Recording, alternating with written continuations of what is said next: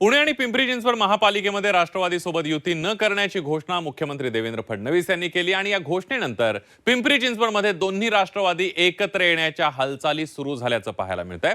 दोन्ही राष्ट्रवादीच्या शहरातील प्रमुख नेत्यांची एक बैठक पार पडली आहे। या बैठकीमध्ये एकत्र येण्यासंदर्भात प्राथमिक चर्चा झाली आणि त्यामुळे बालेकिल्ल्यात भाजपला शह देण्यासाठी पवार काका पुतण्या एकत्र येण्यासंदर्भात वेगवान घडामोडी घडताना पाहायला मिळतात।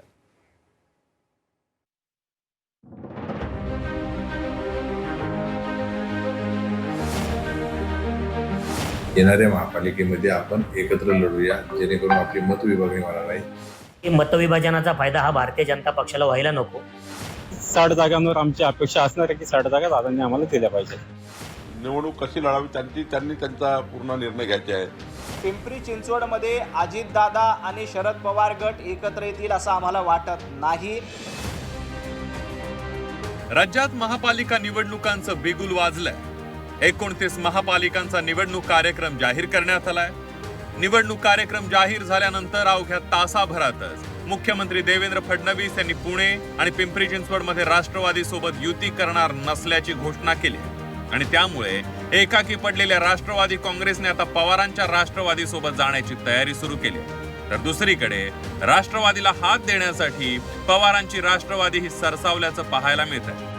पिंपरी चिंचवडमध्ये राष्ट्रवादीचे निवडणूक प्रमुख नाना काटे आणि शरद पवारांच्या राष्ट्रवादीचे निवडणूक कोर कमिटीचे सदस्य सुनील गव्हाणे या दोघांमध्ये बैठक पार पडली आहे। मतविभाजनाचा फायदा भाजपला होऊ नये यासाठी समविचारी पक्षांसोबत एकत्र येण्याबाबत सकारात्मक असल्याचं या बैठकीनंतर दोन्ही नेत्यांनी सांगितलं। आम्ही एकत्र बसलो असता जस्ट चर्चा आली की ज्या पद्धतीने वरिष्ठांनी आमच्याशी चर्चा करून ग्राउंड लेवलला म्हणजे पिंपरी चिंचवड शहरामध्ये आपापसात तुम्ही चर्चा करून घ्या, जेणेकरून येणाऱ्या महानगरपालिकेच्या इलेक्शनला आपल्यातली मतविभागणी होणार नाही, आपण एकत्र लढूया। त्या पद्धतीने आमची चर्चा चालली होती।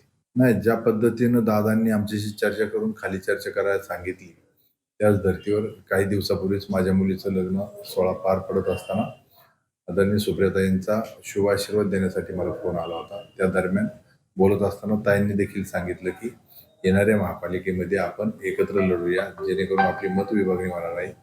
तुम्ही ग्राउंडचे नेते मंडळी तुम्ही आपापसात चर्चा करून घ्या। काही दिवसापूर्वी आदरणीय शरदचंद्रजी पवार साहेबांच्या मार्गदर्शनाखाली आमचे प्रदेशाध्यक्ष शशिकांत शिंदे साहेबांनी शहराच्या निवडणुकीसाठी एक कोर कमिटी जाहीर केली आणि मागच्याच आठवड्यात आमची कोर कमिटीची एक बैठक झाली। त्यामध्ये सुद्धा सगळ्यांचं असं मत होतं की मतविभाजनाचा फायदा हा भारतीय जनता पक्षाला व्हायला नको आणि म्हणून जर हे मतविभाजन टाळायचं असेल तर समविचारी पक्ष असतील किंवा बाकीचे इतर पक्ष असतील भाजप सोडून या सगळ्या पक्षांशी चर्चा करायला काय हरकत आहे।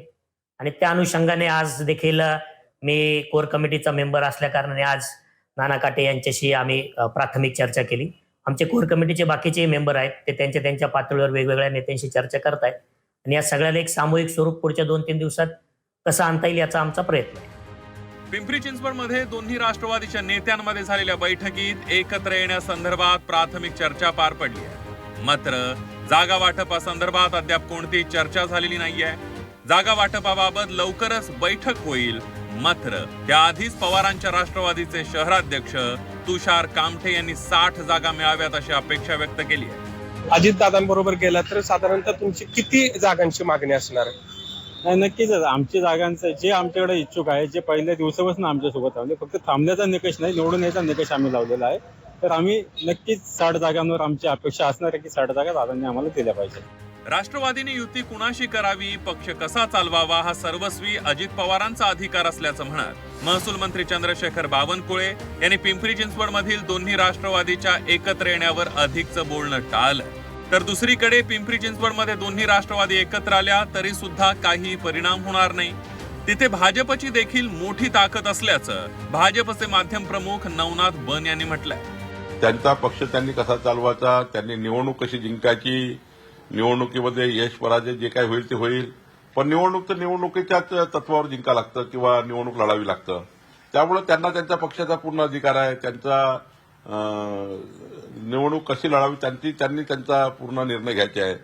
त्यामुळे त्यांनी काय केलं यावर मी बोलण्यापेक्षा आमची तयारी काय आहे, तर आमची तयारी ही आहे की 51% मतं घेऊन 2/3 बहुमताने जिंकायचं आहे। पिंपरी चिंचवडमध्ये अजितदादा आणि शरद पवार गट एकत्र येतील असं आम्हाला वाटत नाही. जरी ते एकत्र आले तरी त्याचा काहीही परिणाम होणार नाही, कारण पिंपरी चिंचवडमध्ये भारतीय जनता पार्टी अतिशय मजबूतीनं लढते. पिंपरी चिंचवडकरांचा आणि पुणेकरांचा भारतीय जनता पार्टीवर पूर्ण विश्वास आहे. पुणे आणि पिंपरी चिंचवडमध्ये भारतीय जनता पार्टीचा महापौर होईल याच्यामध्ये अजिबात शंका नाही. कुणीही कितीही एकत्र आले तरी त्याचा परिणाम शून्य असेल. पिंपरी चिंचवडमध्ये युती होणार नाही हे जगजाहीर आहे. आता तिथे अजितदादा काही वेगळा निर्णय घेत असतील तर त्याबद्दल काही माहीत नसल्याचं शिवसेना नेते आणि सामाजिक न्यायमंत्री संजय शिरसाट यांनी म्हटलंय. स्वतः मुख्यमंत्र्यांनी जाहीर केलंय की पुणे आणि पिंपरी चिंचवडमध्ये युती होणार नाही. राष्ट्रवादीच्या विरोधात भाजप लढणार आहे. मग अशा वेळेला थोडं मजबूती करण्यासाठी जर अजितदादा काही करत असेल तर त्याची कल्पना आम्हाला नाही. पिंपरी चिंचवडमध्ये दोन्ही राष्ट्रवादी एकत्र येत भाजपला शह देण्याच्या तयारीत आहेत. मात्र सध्या प्राथमिक चर्चा झाली असली तरी सोबत येण्यासाठी अनेक पातळीवर दोन्ही राष्ट्रवादींना तडजोडी कराव्या लागणार आहे. पिंपरी चिंचवड शहरामध्ये दोन्ही राष्ट्रवादी काँग्रेसने एकत्र येण्याची तयारी दर्शवली असली तरी हा निर्णय वास्तवात येण्यामध्ये अनेक अडचणी आहेत. राष्ट्रवादी काँग्रेस शरदचंद्र पवार पक्षाच्या वतीनं 60 जागांची मागणी करण्यात आली आहे. अजित पवारांचा पक्ष ती पूर्ण करणार का यावरही युतीचं भवितव्य अवलंबून आहे. दुसरीकडे काही वॉर्डमध्ये दोन्ही पक्षांच्या नेत्यांमधून विस्तवही जात नाही. या नेत्यांमधला वाद शमवला कसा जाणार यावरही दोन्ही राष्ट्रवादी काँग्रेस एकत्र येण्याचा भवितव्य ठरवणार आहेत. कैलासपुरी, झी मीडिया, पिंपरी चिंचवड.